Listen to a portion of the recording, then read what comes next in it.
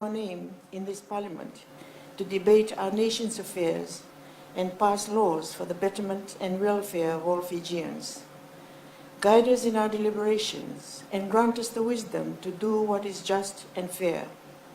We ask you to bless our beloved nation and grant every Fijian peace, prosperity, and equal opportunity. Help us to serve our citizens with honesty, integrity, and without fear or favor, to keep the trust of those who have sent us here. We seek your divine guidance to continue to build a better nation for all Fijians. In your name, amen. Thank you, honorable members. You may be seated.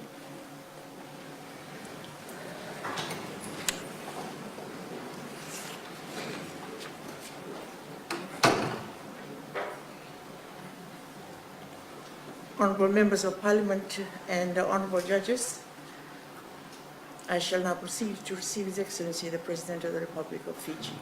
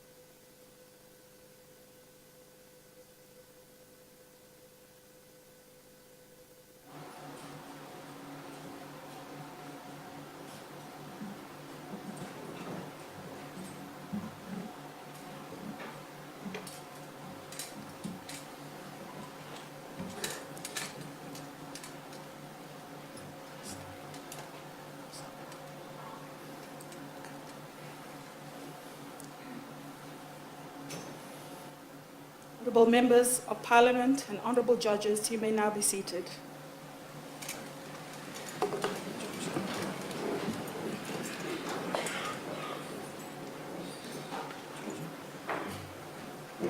Honourable members of Parliament, honourable judges and honourable Speaker, His Excellency the President of the Republic of Fiji.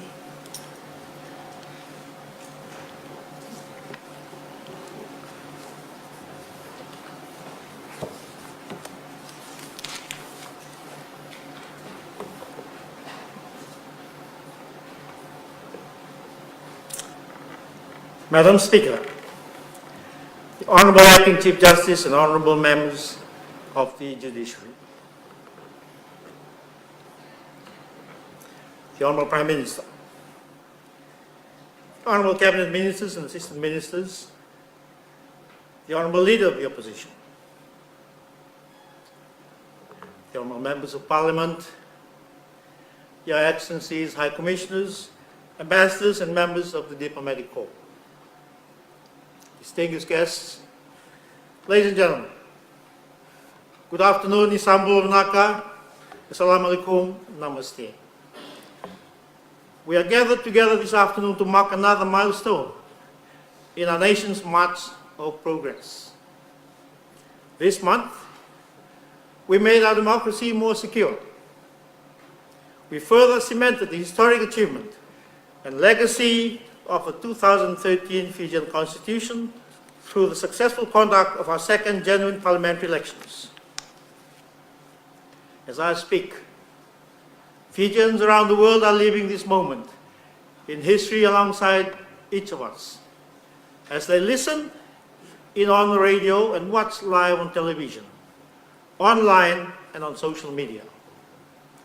So, this is truly a national gathering, a fitting reminder that the business of this chamber is the business of all Fijians, wherever they may be. I celebrate the success of our most recent election with all the same enthusiasm and pride we shared 4 years ago, in 2014, when we first celebrated the launch of our new and genuine democracy. Once more, we have delivered credible, free and fair elections, declared as such by a multinational observer group of 77 distinguished men and women from around the world. Once more, we have conducted our elections to the highest standards of transparency and accountability, guided by the exemplary leadership of the Electoral Commission and the Supervisor of Elections. In fact, I understand we recorded a 0.9% rate of invalid votes out of more than 400,000 cast, a remarkable achievement.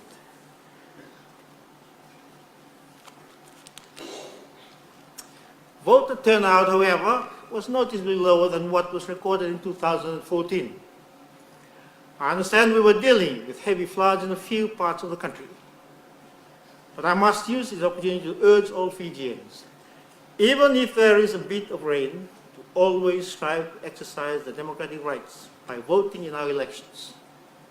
We must never allow complacency to take root in our democratic society. Still, this election once more represents a profound and lasting victory for the rule of law.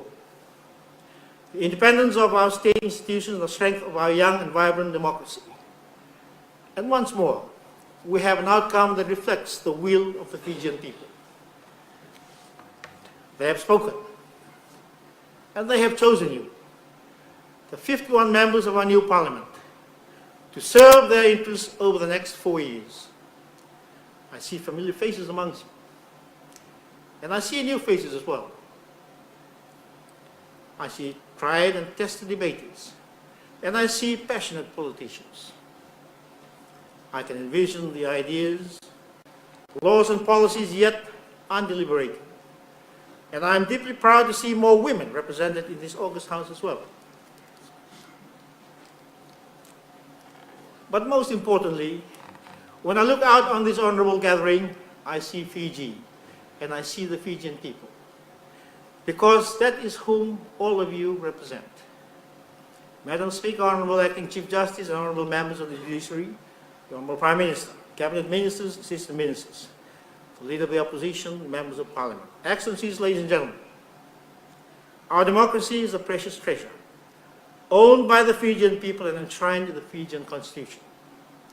I believe it to be a blessing from Almighty God that we are finally a nation that holds the genuine democratic principles, where all Fijians are guaranteed an equal say in the governing of our nation, and where the outcomes of our elections are respected by all parties. It has not always been so in Fiji, and we know this all too well.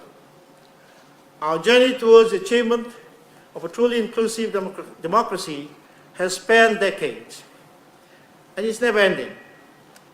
Democracy is not a static thing. It must grow with the people and incorporate newfound wisdom.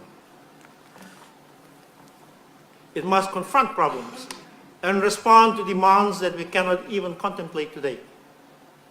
So we'll always have more work to do. And that work begins here, with the elected representatives of the Fijian people. Our path has been paved by many great figures in our history, legends of their time, who walked these same halls and engaged in debate of their own in this very chamber. Proud Fijians, all of them. Even though some went their entire lives without being able to subscribe to the common national identity that we all now share. But that journey has not been steady, nor has it been unrelenting. We have stumbled along the way. We have suffered setbacks that carried consequences on a national and generational scale. And only recently have we been freed from the cycle of unrest, political instability, and destructive racial vilification that plagued our nation for decades, where threats were made against our people. Violence was wielded as a tool of oppression, and some Fijians were made to feel like strangers in their rightful home.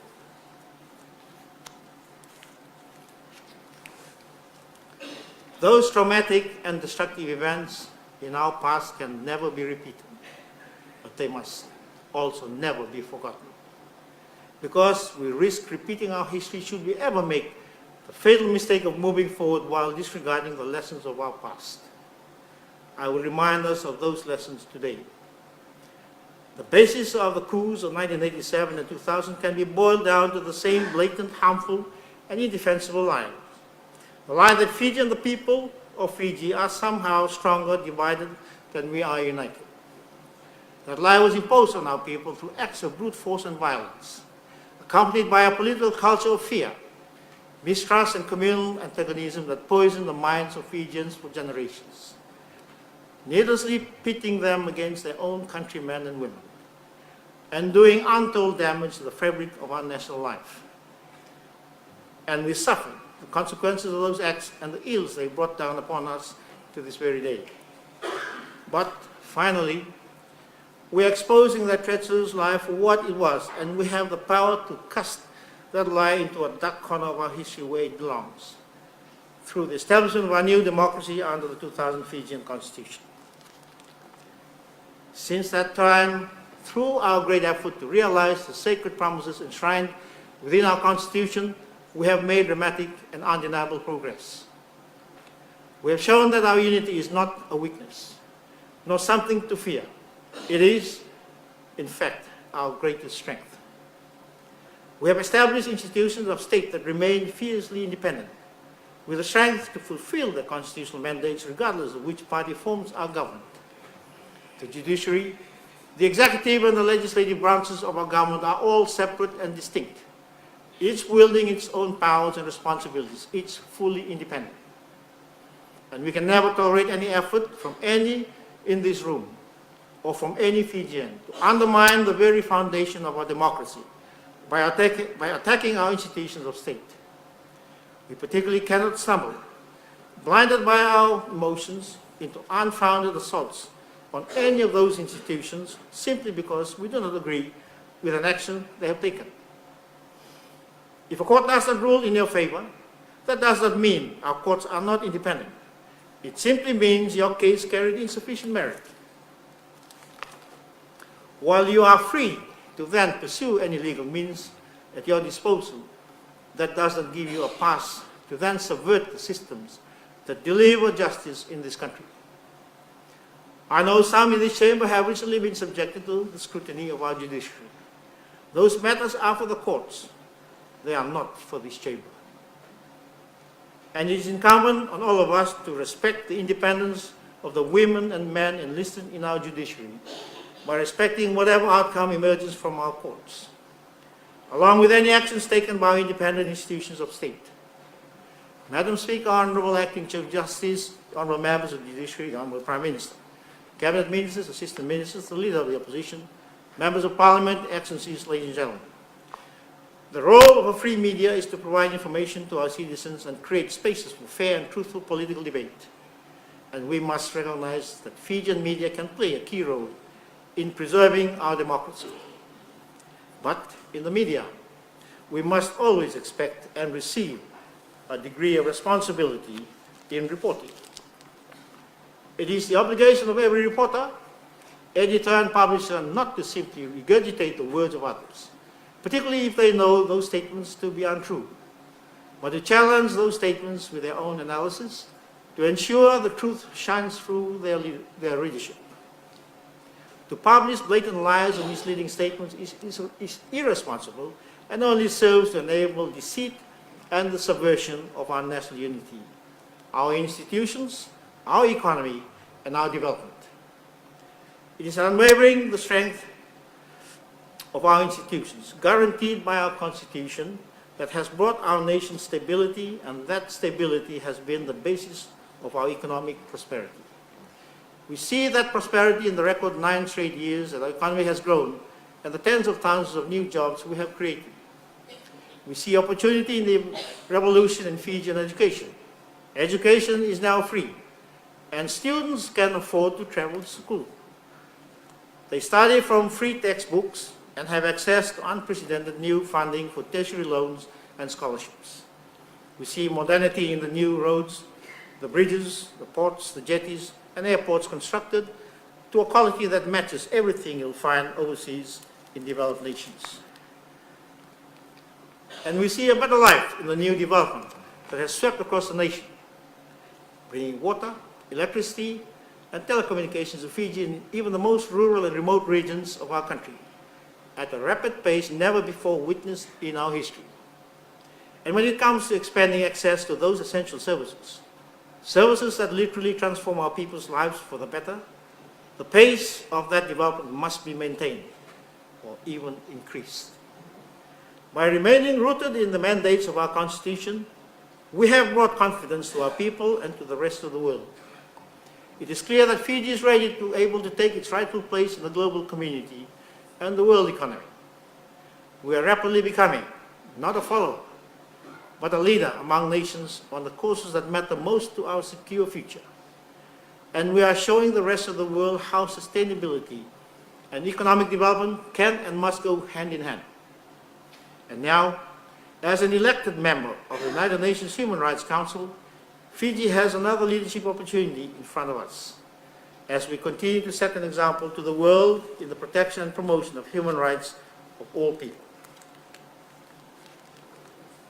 When it comes to our economy, my government has shown that we have a recipe that works. Through reliable revenue collection, a simplified tax system, sensible borrowing, visionary investment, consistently responsible financial management, and smart, confidence-building economic policies, we've set our economy on a path of long-term, enduring success. There have been rigorous debates over the years in this Parliament about how our economy should be run. But ultimately, those arguments are decided by the strength of our economy today. My government record on the economy is one of historic, record-breaking success, plain and simple. The issues surrounding the growth and management of our economy and our development are enormously complex. And we need to match the high level of sophistication with equally sophisticated political analysis.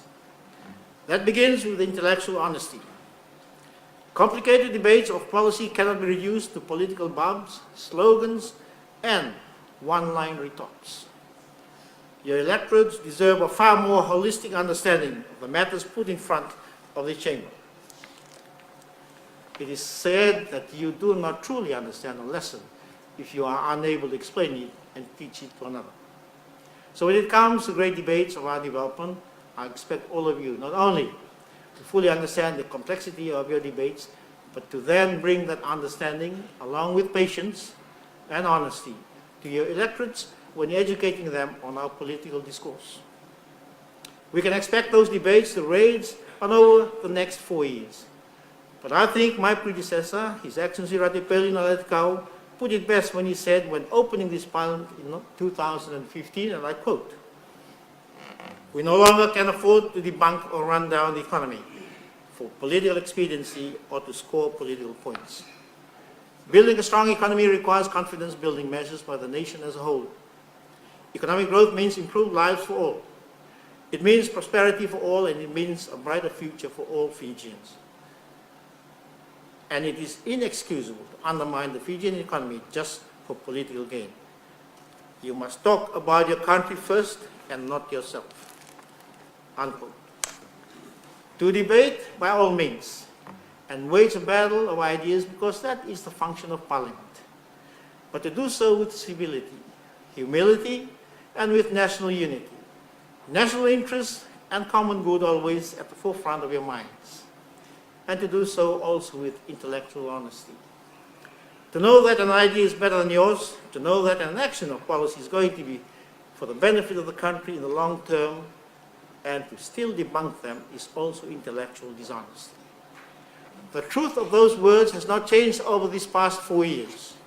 The only thing that has changed since Ratipeli expressed that profound sentiment is that our economy has grown to even greater heights. Our prosperity has spread even further across the nation.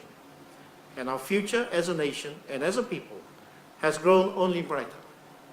Madam Speaker, Honourable Acting Chief Justice, and Honourable Members of the Judiciary, the Honourable Prime Minister, Honourable Cabinet Ministers, Assistant Ministers, the Leader of the Opposition, Members of Parliament, Excellencies, distinguished guests, ladies and gentlemen. We have moved our nation forward and realized these wonderful opportunities, all while preserving and promoting those most essential underpinnings of our cultural identity, including protections of customs, our traditions, and land of the Itoke people. I am proud to say that our Constitution grants the strongest ever protections of Itoke land in Fijian history. Because of those protections, there is no way that Itoke land in this country can ever be permanently taken or alienated. And there is no greater proof of that fact than this. Not 1 square centimeter of Itoke land has been lost under either the Bainimarama or the Fiji First Governments. I warned earlier this year, when we were still undertaking preparation for this election, or the last elections, that we would most certainly be tested during the campaign. I warned that it would be tempting to descend into demagoguery, and that we must rise above that temptation by challenging and contesting the election on the basis of policies and principles and the truth. And I warned against race baiting, appeals to ethnic identity, and any efforts to divide our people by telling lies about individuals, communities, or even entire groups of our fellow Fijians. It pains me to say that some parties and politicians failed to heed my warnings. Quite unfortunately, we saw our political discourse descend into that dangerous and hateful rhetoric on many occasions, particularly on the topic of indigenous rights. Again, little was said in the way of truth. Most of the rhetoric was designed to stoke fear, sow division, and fuel unwarranted animosity. And our nation and our people have suffered immensely for it. I am here today to tell you that fear-mongering, communalism, and that hateful style of politics must end this very moment, because that backward way of thinking has no place in this august house. All of you have sworn solemn oaths or affirmed your allegiance to defend our democracy. You have sworn to protect our Constitution, the very document that allows you to come into this Parliament and grants you the privilege of speaking on behalf of our citizens. A Constitution that says we are all Fijians. A Constitution that guarantees common and equal citizenry. A Constitution that contains invulnerable protections for the continued communal ownership of Itoke land, and that recognizes the unique culture, the customs, traditions, and language of the Itoke. And all of you now have unbreakable trust with God and the Fijian people to uphold that Constitution and the democracy it established for our country. And there is no attack on our democracy more potent than the blatant attempts to foster disunity amongst our people. Leadership is not about picking a popular strategy, if that means straying from the truth. It is not about playing politics to make headlines or landing punches on your opponents at the expense of the national interest. Leadership is about speaking the truth, even when the truth may be difficult to hear. It is about putting forward real policy that is carefully crafted to create the greatest possible public good. It is about setting a vision for today, tomorrow, the year ahead, and even a generation from now, by putting in the work that yields long-term benefits for our children, and their children after them. And that is what my government will strive to do in our upcoming term. The legislative program for this parliamentary session will include new legislation on the formulation of a new independent land tribunal, including public health protections, the modernization of quarantine practices and procedures, matters pertaining to landlord and tenants, consumer protection, town planning, the subdivision of land, the registration of engineers, anti-doping, patents, industrial designs, trademarks registration, traditional knowledge and cultural expression, the registration of accountants, public enterprises, and substance abuse control. As part of its legislative program for the coming session, Parliament will also substantially review a number of existing laws. Now, this will include the following: Financial Management Act, the Immigration Act, the Consumer Credit Act, the Security Industry Act, Stamp Duties Act, the Customs Act, the Customs Tariff Act, the Land Transport Act, the Sales of Goods Act, the Bankruptcy Act, and the Police Act. There are also 14 bills from the past Parliament that were before the committees that will be reviewed in this session. The final objective of our agenda is not a single line item, but rather a sweeping commitment that will touch every aspect of our development and the lives of our people.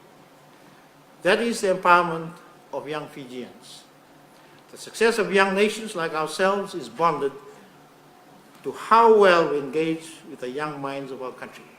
We can expect from them what we give back to them. We can either write off their dreams as fantasy or their idealism as impractical, or we can embrace our long-term future by empowering our youth and listening to their new ideas. We can go that extra mile to bring the opportunities they deserve, make space for them at the decision-making table, and bring them exposure, experience, and mentorship. That is why my government started holding national budget consultations with students directly in high schools and young people directly in universities, and that is what we will continue to do. We will incentivize our economic growth in ways that produce new and better employment for young people. We will continue our massive investment towards the Fijian education system. We will grow our investment in the business ideas and ambition of young Fijians, as we will make new strategic investments that modernize our economy and unleash a wave of technological innovation across the country. Madam Speaker, Honourable Acting Chief Justice, and Honourable Members of the Judiciary, the Honourable Prime Minister, Cabinet Ministers, Assistant Ministers, the Honourable Leader of the Opposition, Members of Parliament, Excellencies, ladies and gentlemen. In all of the deliberations of this House, I implore you to always remember that no democracy anywhere in the world is inherently invulnerable. In the grand and sweeping saga of human civilization, democracy remains a bold and audacious experiment. Whether it is in its infancy or even in countries that are seen to be established democracies, democracy can be eroded or even fall prey to fascism if it is not properly, not cared for, cherished, and improved over time. That is what elections are all about. Unfortunately, elections are also about differences, because each party seeks to distinguish itself from the other. But now that the campaigning is done, we must come together as a nation to govern for the benefit of all the people. There will be disagreements, of course, but we are civilized people, and we can manage those disagreements with civility and respect, keeping before us the ideal that we are elected to solve problems and improve the life of every Fijian. In our 48 years as an independent nation, only for these past 4 years have we lived a nation governed by our true democracy. And those 4 years all rank among the very greatest in our entire history.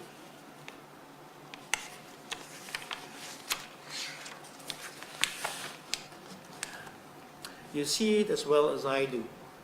The relationship between genuine democracy and prosperity is crystal clear. Our challenge is to make the next 4 years even greater, even more successful for our country. 4 years on from now, let us all aspire to represent a Fiji that is stronger, more vibrant and more prosperous, and a people who remain united, committed to common purpose, and filled with true love for all their fellow Fijians and their nation. That is what true patriotism is all about. Thank you. Navale Usukria Bahudanevat, and may Almighty God continue to bless our beloved nation.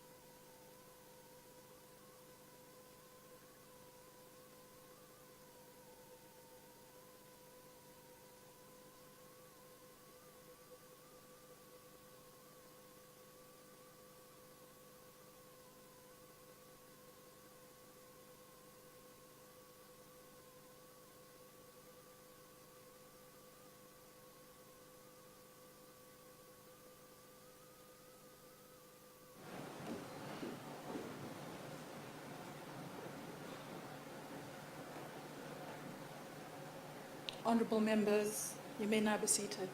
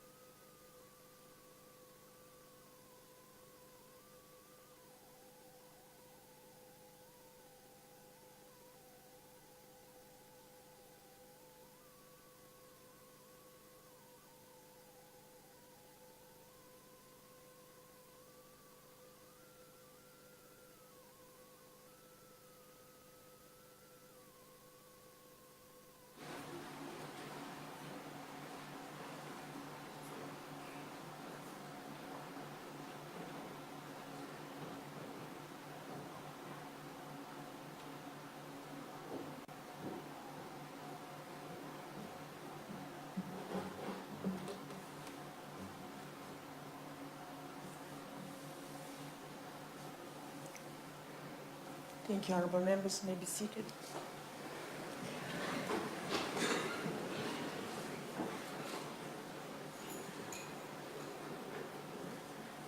I take this opportunity to thank the invited guests who are present in the gallery and in the committee rooms, and members of the public watching the proceedings on television and the internet, as well as listening on the radio.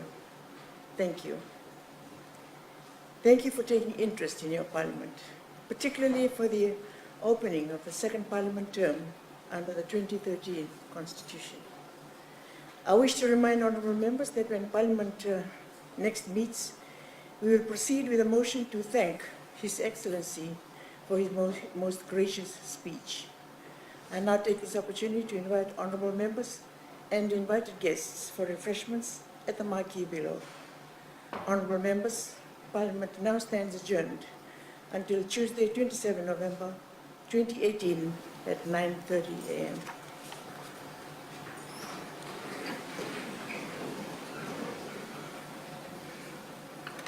Thank you, honourable members.